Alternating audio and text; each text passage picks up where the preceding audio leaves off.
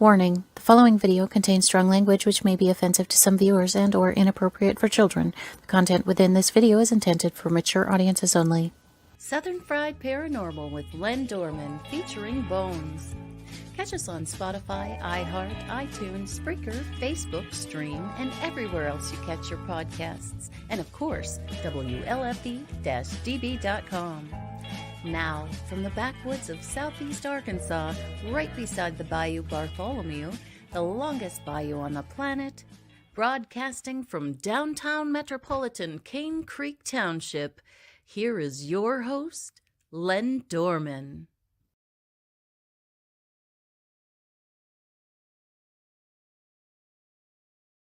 I am not, and you haven't heard of things. Wow, I just did the intro. Okay, I was supposed to have a guest on tonight, Natalie Creeder. She has got an illness in the family, and I am having a weather issue coming in about 11 o'clock. Severe thunderstorm. We will be under the severe thunderstorm warning.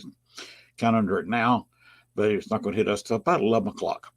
So I'm just going to cut this to a 1 hour show tonight. So I'm kind of talking fast. We're going to move along. I'll show a couple of videos of past investigations, and then I'll go ahead and talk for a few minutes into our hour. Just fill up a 59-minute show.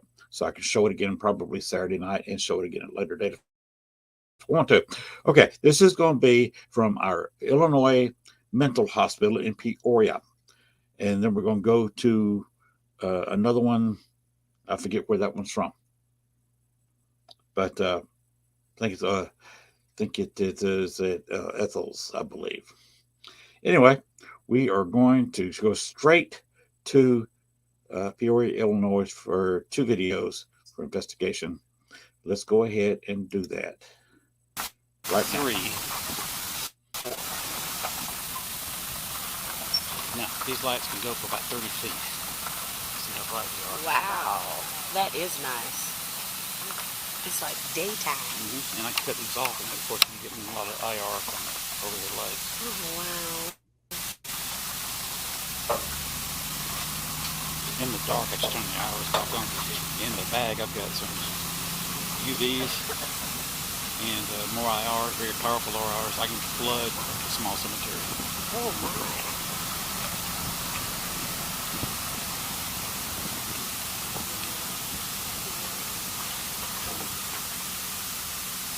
Really appreciate y'all taking care of us. They're approaching one of the larger cemeteries at Peoria. You guys are so important to us. We couldn't restore the old girl without you all. Okay.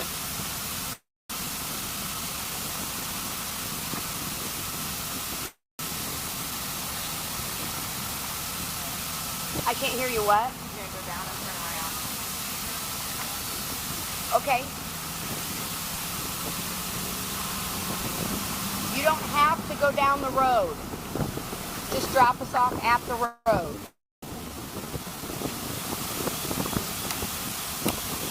Put my foot up on that brace just so I don't lose the bumper. Okay, now you see the light over here in the dark. Wow. That's over here, right? It gets some trouble. There's no light. I turn these lights off, and you got not much of anything. Well, you got the street light now. Right. Man, that must make it nice. Turning around. Yeah.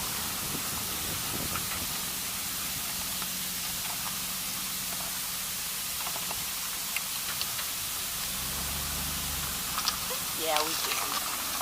We're big, strong girls. Yeah, I noticed.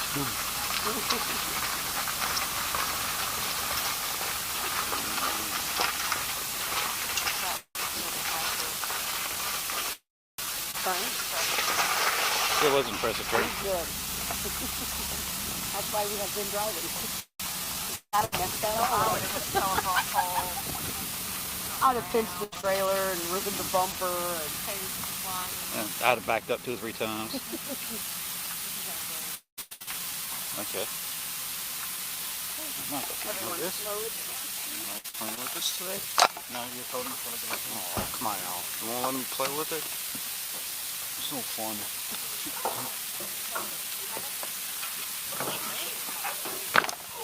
I think they should have done that.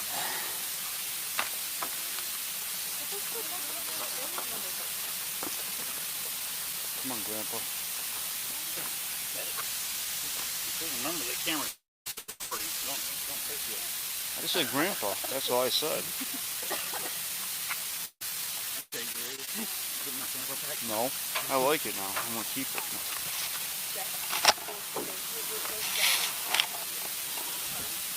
Once the basement roof goes down, you start going back. And the baby is going to Like me to carry something for you? But I'm going to walk out and fuck the police officer real quick. Huh, what's up? Hello, how are you tonight? Oh, well, that would be great. Still locked up? It is. It is. You guys want to move out of the way? I'll drive down there. He's taking off right now. Thank you. So we want to... Dispatcher, you guys still need to be in there. She said no. We're just starting the ghost hunt. So. Okay, if everybody want to move to the side, Yeah. he's going to open the gate so that next group we can drive on down with. They're so friendly with us. Couple lights there. Thank you very much. You did. This light. Okay, you see everybody here in front of us? Yes. Same company, Spectre Ken. He's building a house, so he's out of business for right now. He's already got some new coming out. Give him a year or two to finish his house. Gets his clean room done. And we're going to have some unbelievable little Spectre stuff coming out of Oklahoma. I have a prototype of this light in my bag. He made these special made. My design. I actually requested lights like this, and he made them to my specifications. Then he sold them to the public because he found out there was demand for the things.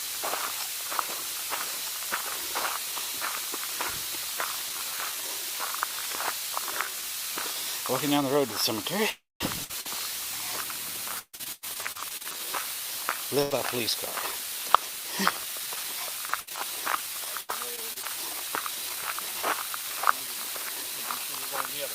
Yeah.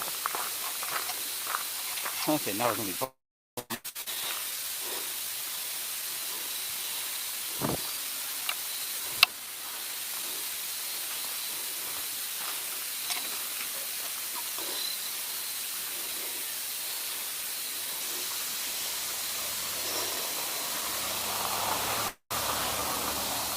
Now you see what I've got with just the flood on? Not much of anything. Cut the flood off, and then cut the spots off.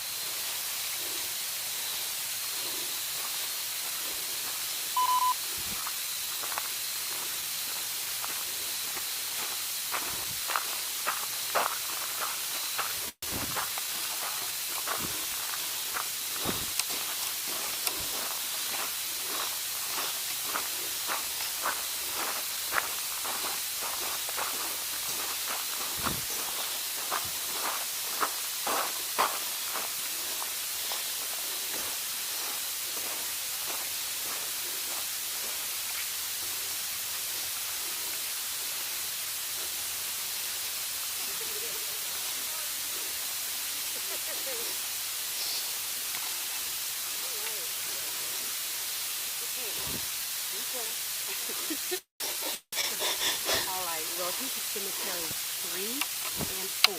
Right now we are standing in what's known as the Glory Wall. In the early 1900s, most cemeteries were built with a glory wall. It's down the center of a cemetery, and they used to call it the path to heaven. Well, we believe that all of these patients made it firmly into heaven, and those who stayed behind, we're glad to have them here. What we'd like for you to do is take a few minutes, find yourself a nice place in the cemetery, spread yourselves out, and we'll all get completely quiet so that your EVP work and that type of thing is personal to you. The headstones on this side of the cemetery are completely flat to the ground. Be sure you have a flashlight and watch where you're going. On this side of cemetery number 3 are above ground headstones. A little easier to see, still easy to trip over. So be very, very careful as you walk through this cemetery. The interesting thing about cemetery number 3 is the oldest graves are actually in the center. They started the cemetery and then expanded it out both directions. I know there have been a lot of stories stones and bodies washing down into the ravine. This is absolutely not. These patients were buried in pine boxes in nothing but dirt. The reason our headstones are so close together is due to the fact that patients until 1964 were buried in the fetal position, much smaller boxes, much less space to put them into the ground. Now, these patients ate much more healthier than we do, and their bodies have decayed and gone a long time ago. The reason we have headstones down in the ravines is kids come into our cemetery, they see how easy they are to break, they kick them off their foundations and carry them down the creek bed. One of the reasons we do what we do is to save this little piece of history. This cemetery has an unbelievable amount of energy. We do believe that caretakers, which were the grave diggers at that time, are still taking care of this cemetery today. If you'd like a name to call out to, we do know that a specific grave digger that remains here on the property is named Frank. So if by any chance you want to call out to Frank and see if maybe he'll talk to you, he just might. But there are a lot of spirits out here that will talk to you if you simply ask. The best thing I would say to do is split yourself up into 4 groups, best you can. You have one here. Have someone walk all the way down the road to the back side. Do one across and down the road to the other side. We will remain here. We will also remain silent. We suggest when you do talk to the spirit, keep it in a lower voice. That way the other groups aren't picking up your EVP work. If by chance you do hear someone else, don't be afraid just to walk back to us and say, hey, you too, you're loud. No problem. I have a voice that carries for miles. Miles. So when I think I'm whispering, I'm not. I'm loud. And we do our best to stay completely quiet for you.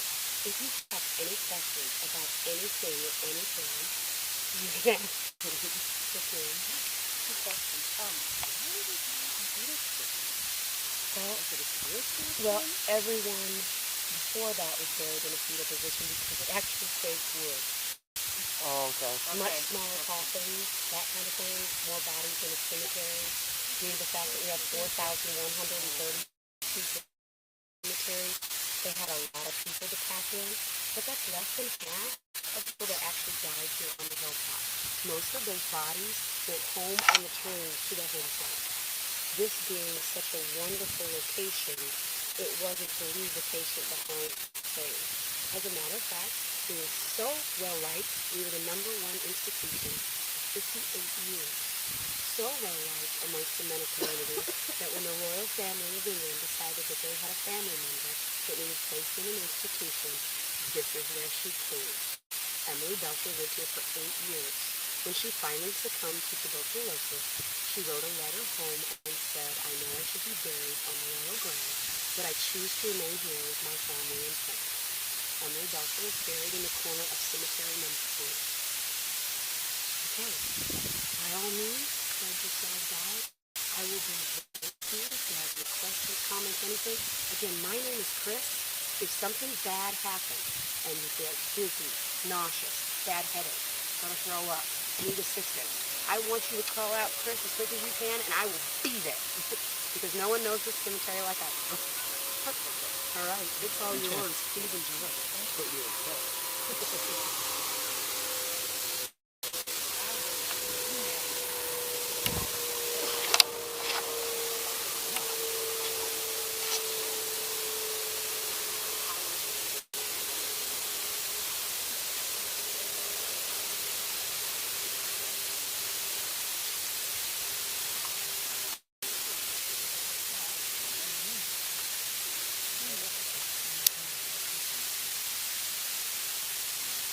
Okay, that's taken. Who's in this corner? Nobody. Let's look over here.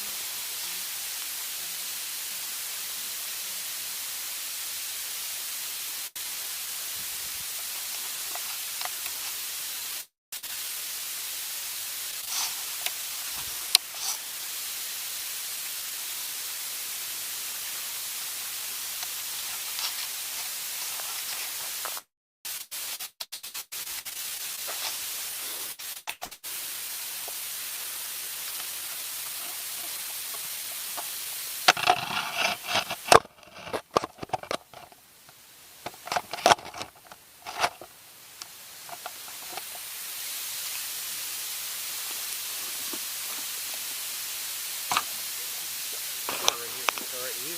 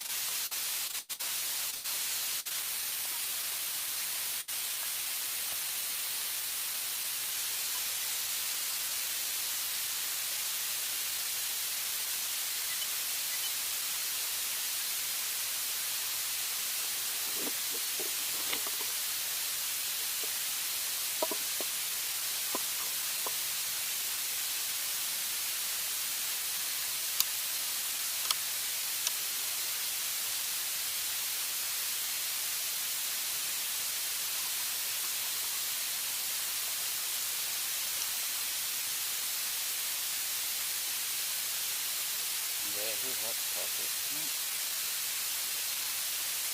There.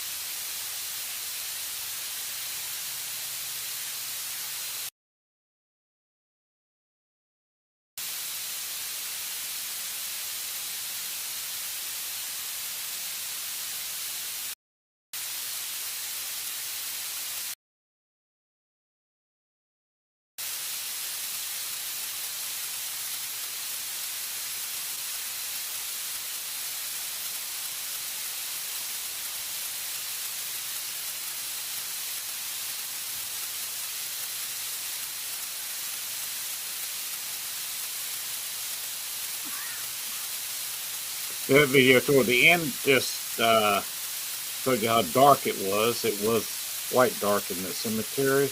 We're going to go on to the second video.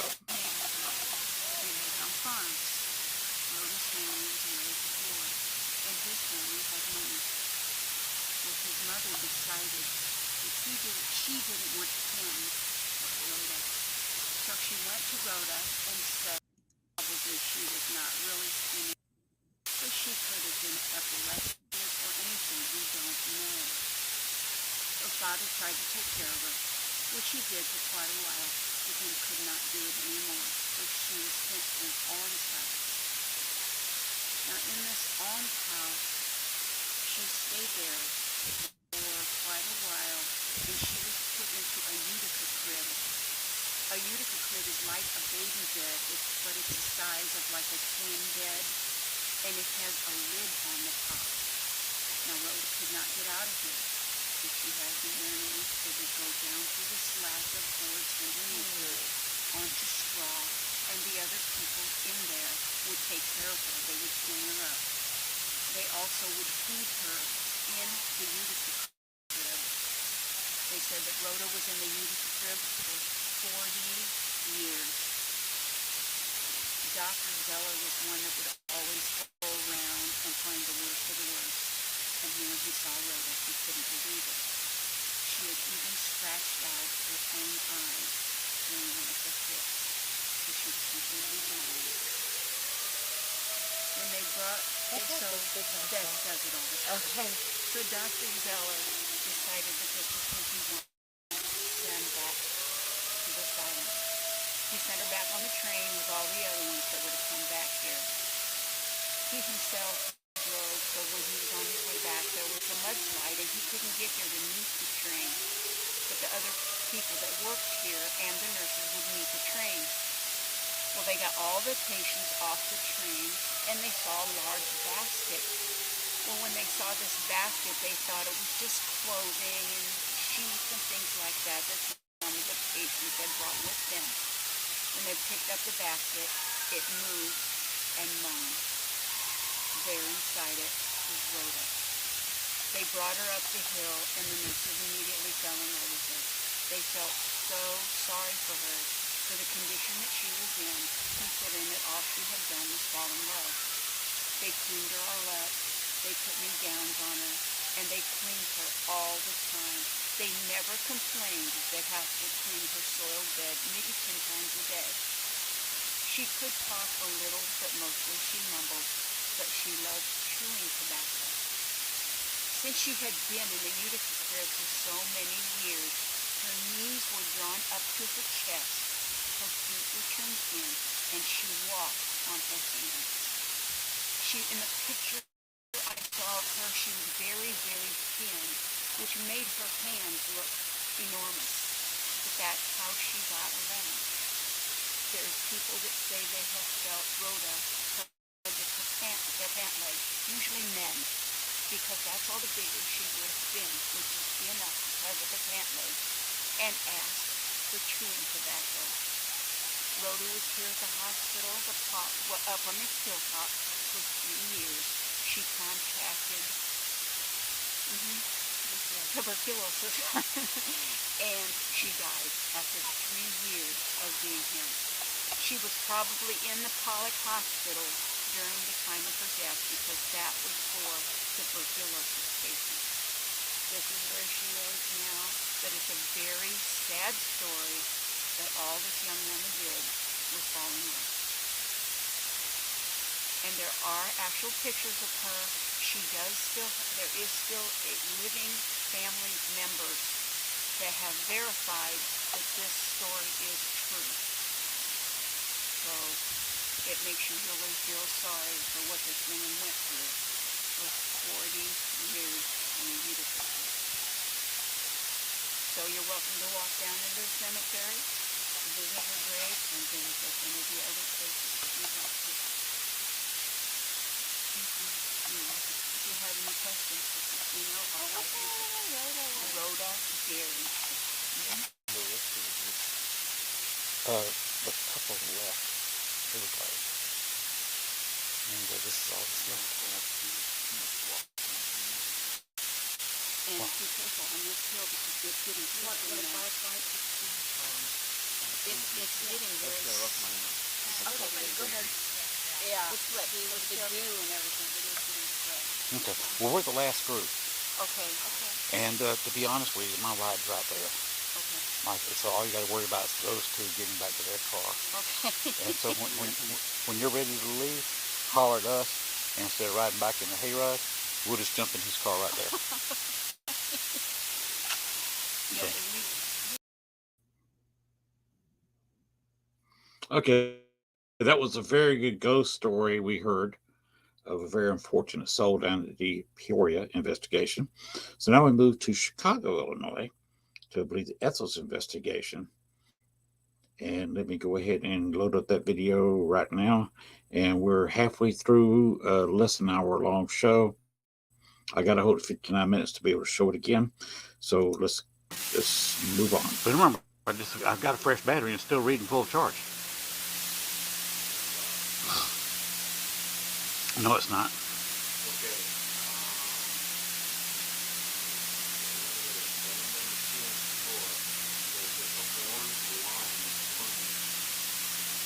Right here. Right here. Above you. Huh? There's a wire hanging down here. Oh, okay, it's a wire. Uh-huh. That's it. Can't stay through it. Okay. I believe it.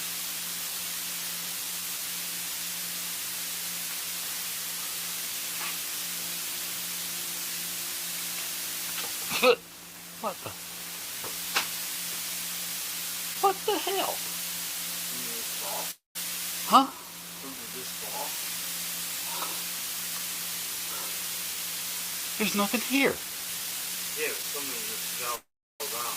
No, something hit me in the nose and knocked my hat off. You can't. No. Something dropped. That was my hat. But it hit me in the nose first. Something fell out of the ceiling. The ceiling's right here. There's nothing here. It just knocked your head off. Yeah, I was putting this wire over here. Yeah. This is 3 feet in front of me. Right. And I was sitting back down like this. And when I got about partially seated, something hit me in the nose. And then I looked up to see what the hell hit me in the nose. It knocked my hat off my head. I saw that something fall, but I wasn't sure what it was. My hat, but something hit me in the fucking nose. What the hell? Now why are you picking on my hat?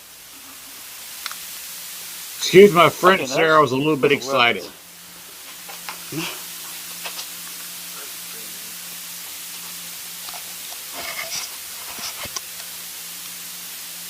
So see, when I look up, the hat doesn't fall off. Something hit me in the nose here, and this went up, and somehow missed the light. I don't know how it did that, and tipped the hat, and knocked the hat right off my head. What the hell? And you're not picking up anything on thermal, and I didn't see anything in the full spectrum. No, I didn't see anything.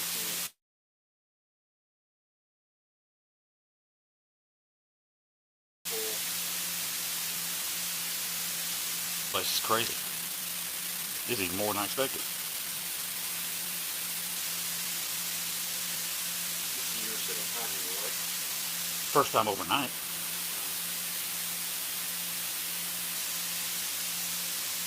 So it's the second actual time you've seen it. Oh, I've been here several times. Oh, okay. This is very cool place. Let's go back there again. This is Michael Clean's 7th most haunted bar. He's top 10 haunted bars in the state of Illinois. It's about to move up some. Oh, definitely. I saw Excalibur like number 1 or something. No, the old red line is number 1. Old red line? The new red line is a little bit haunted. They brought a piece of the bar from the old one. And the woman that used to hang around the bar, Yeah. the old red line, now hangs around the new one. Because I bought the piece of bar that he's connected to. Isn't there a cowboy? Yeah, the old one, yeah.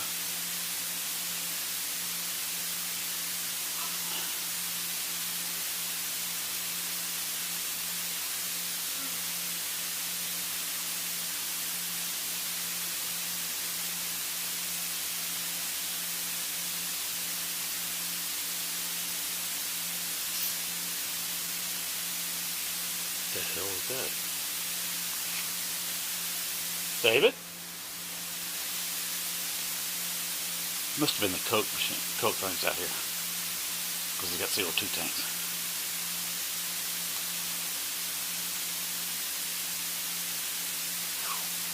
Ooh. I'm getting chilled and headaches coming back. Yeah, that I'm too. Something like on my head. Something in here likes to communicate telepathically. What are you trying to tell us? I feel like it's jumbling up your thought. Uh-huh. Get it right now.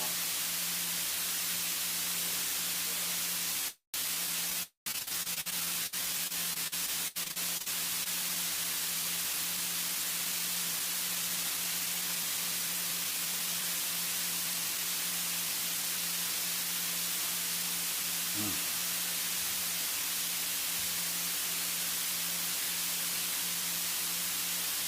Was this a resting point for you after you died? If so, why are you still here? Not from the portal.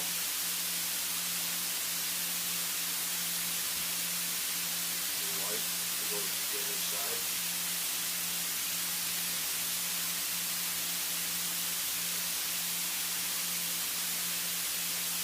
Okay, this is the mean one. This is the one that the others are. The old man. This is the one that they're scared of. The one that scratched me. Yeah. Did he send it to him? Huh? Yeah. I didn't tell you I'm a little bit telepathic.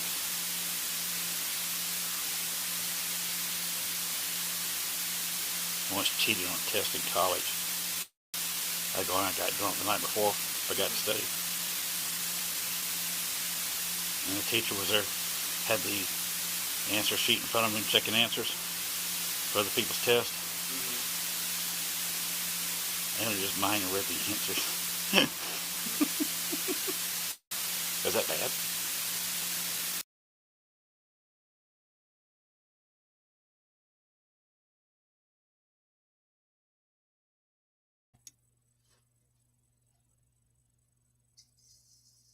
Okay, everyone.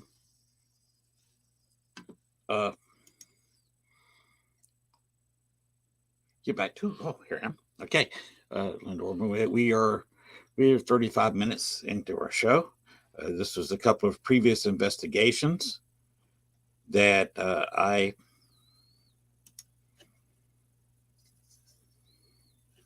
been on. The first two was at Peoria.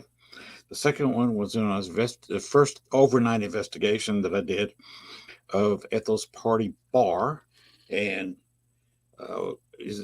it ended. I get my hat knocked off my head, got my nose thumped rather soundly, as you heard,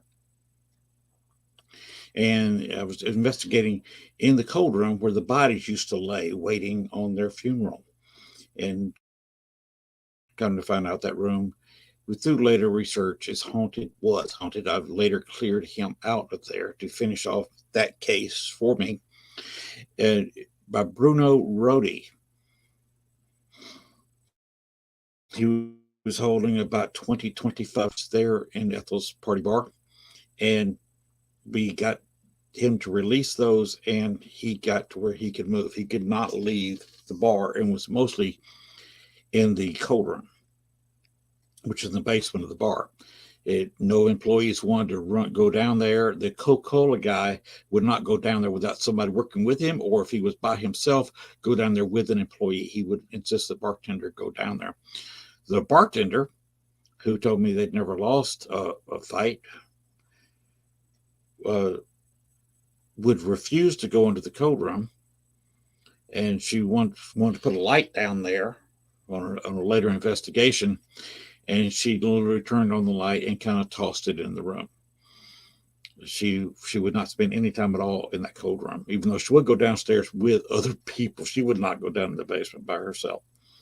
That was a severely haunted location, and unfortunately, that place is completely empty now. They did some restoration outside of the building, keep it from falling down, because it was €100-some-odd building there on the edge of Chinatown at 26 in Wentworth.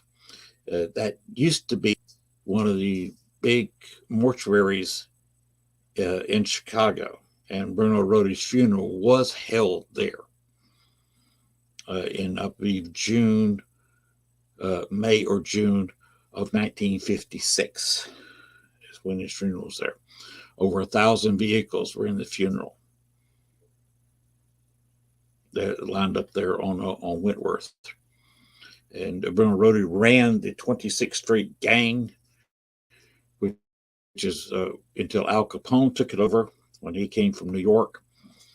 And he was Al Capone's one of two, and with the main one, bomb maker for Al Capone. If he wanted a car bombed, if he wanted a house bombed, Bruno was the usual one who set that off. Is that he actually made money, extorting money from people by threatening to blow up their house if they called the police or didn't pay him the cash that he wanted. So he'd make a great deal of money that way. And of course, Al Capone paid him a great deal of money to do the same thing, extort people or get rid of somebody that he wanted to get rid of. Right now, we're going to do a little advertising. Spirits in the Ring, Paraflix Paranormal, Expedition Entity. That is the show. That's their TV show. You've got to get Paraflix Paranormal and subscribe to that to watch the show Expedition Entity.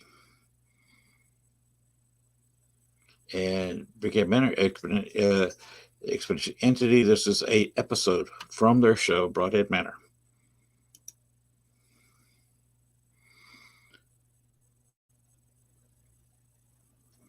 And here is a Paracon in September 15th and 16th, 2023. This coming fall. FW Paracon. Again, Expedition Entity will be there. If you watch that show, please subscribe. Just look them up.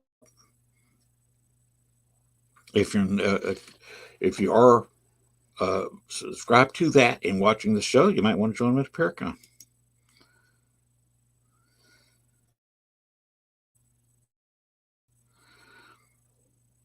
Okay, this is the Paracon, Spirits in the Spring again. Some of the guests, you can look at that at a bigger screen and see some of the guests they're going to have there besides Expedition Entity. Broadhead Manor, April, this is March, April 22nd, just a month away. You might want to, they give you a discount for the food donation. So you might want to contact them and see if you can get in on this. Broadhead Manor, Spirits in the Spring, 2023 Paracon at Broadhead Manor, own location. Imagine going to Paracon. It's in a haunted location. And here's where they were on the show. Midnight Paranormal Society, excuse me.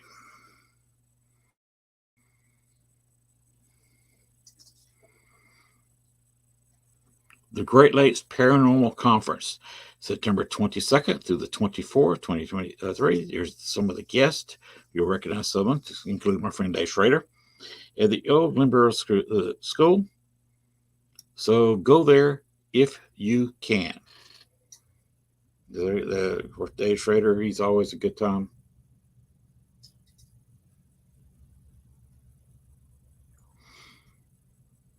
My neighbors are firing up. I thought there was thunder. Anyway, let's go back to this. This is supposed to be this week's show. That's why there's Clover's in the background. She will be on the show, Natalie Kira, next week. So she will be once again part of our Women's Appreciation Month. And to end it all, Michelle Snelzer Jennings will be on the 30th to end our Women's Appreciation Month. Okay. I got less than 20 minutes. I got about 15 minutes. I can keep going. I completely forgot about this one. And I'm supposed to be going to this one.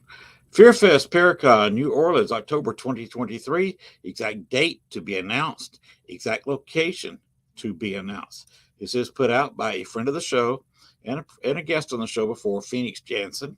She is a chairwoman of New Orleans Fearfest Paracon 2023. So if you're in the New Orleans area, try to go there.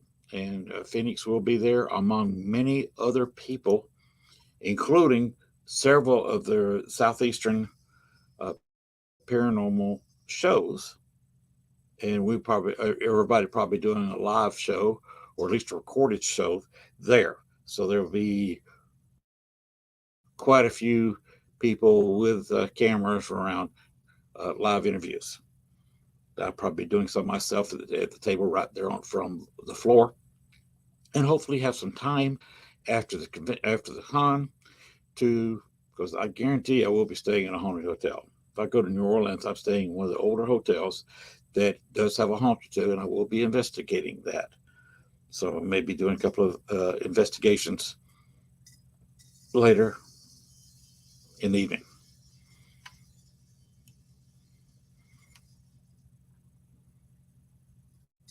Oh, one more. Gypsy Soul Holistic Fair. This is for last year's, but they're supposed to be having one in April in Hot Springs, Arkansas. They also have one in Texas, like this one's announcing. Also have one in Oklahoma. Times will be announced as soon as they give them to me. I will pass them on to you. I'll try to make the Hot Springs, but due to several unfortunate events in my life, probably will not be able to make that event. And to show you, I do attend some events. Here's me at an event in Chicago. You know, good old boring Maine. At Ursula Belsky's Ghost Paracon, one of the last ones. In fact, she's not doing those anymore. She does her shows and storytelling on YouTube now. And let's see what we got.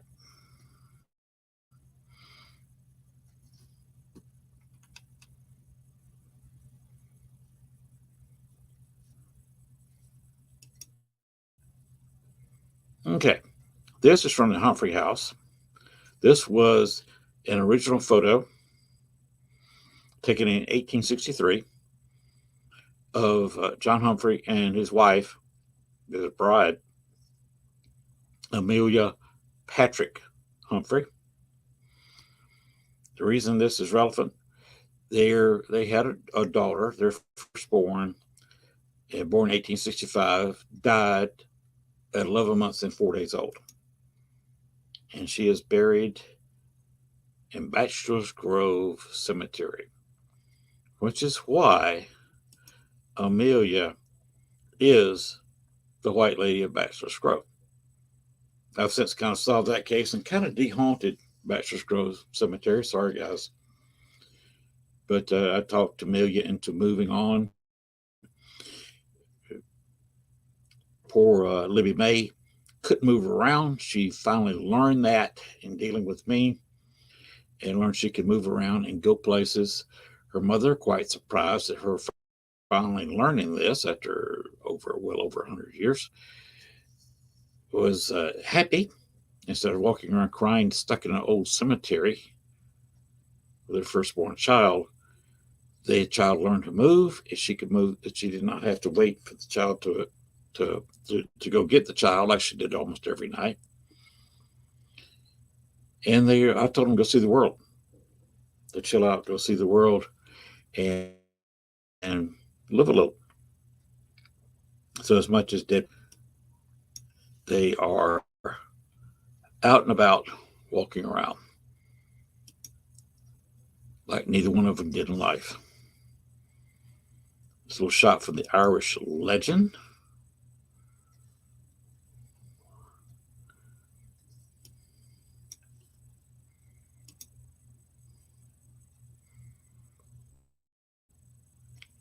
And we'll leave Chicago, Illinois, I think. Yep, going down to New Orleans to the Old Wax Museum here. There's some wax figurines that are no longer there. These were taken before they started tearing it down on Sunday, and sold most of the stuff off by Monday. Most of this stuff is gone, disassembled, and probably in places around the world.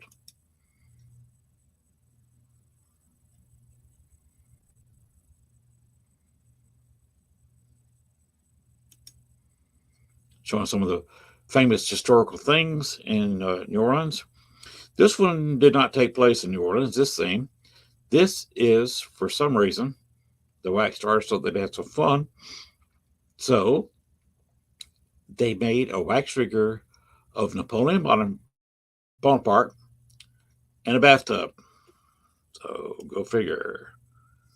And there it is. That is one figurine. If I had the money, I would have bid on, because I would have, not sure what the hell I'd have done with it, but I'd have figured out something. I mean, how many times do you see Napoleon Bonaparte in a bathtub?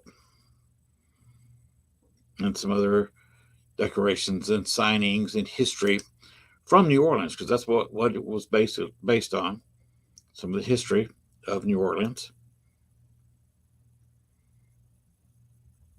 As you see tonight, I've investigated Peoria, Chicago, Bachelor's Grove, New Orleans, and I've done some investigations here in Arkansas.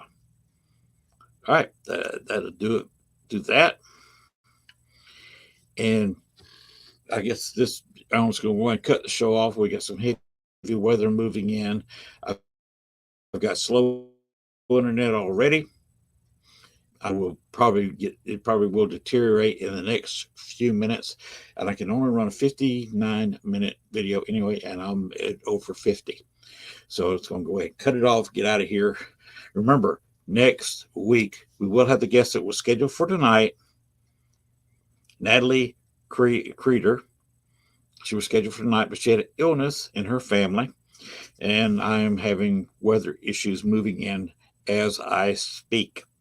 So I knew I was only going to get an hour, maybe an hour and a few minutes of decent show. Had we gone to a 2 hour and a few minute show, I'm not sure. I will have no guarantees of keeping electricity on around here when we have a bad thunderstorm, to say nothing of having internet. Now, she will be on next week. And the week after, Michelle Snelzer Jennings will be on the show in 2 weeks on the 30th. All right, that's going to do it for tonight's show. Sorry to cut it short, but with the guest canceling just a couple hours for showtime, and with the weather moving in, I did not even try to get a substitute guest. I didn't spend a whole lot of time putting a show together at the last minute. Didn't have the time. Put together some videos real quick so I could show them and tell you all about a couple of things. And that's about all I got.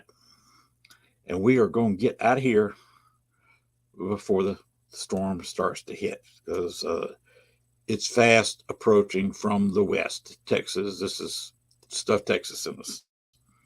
So, Bones, get us out of here. But just remember, fellas, ladies and gentlemen, the paranormal never sleeps. Good night, everybody. Thanks for watching our show. Be sure to tune in to next week, as once again we journey way down south into Bayou Country for another heaping portion of Southern Fried Paranormal with Len Dorman and Bones. Make sure to like, share, and follow. Y'all come back now. You hear?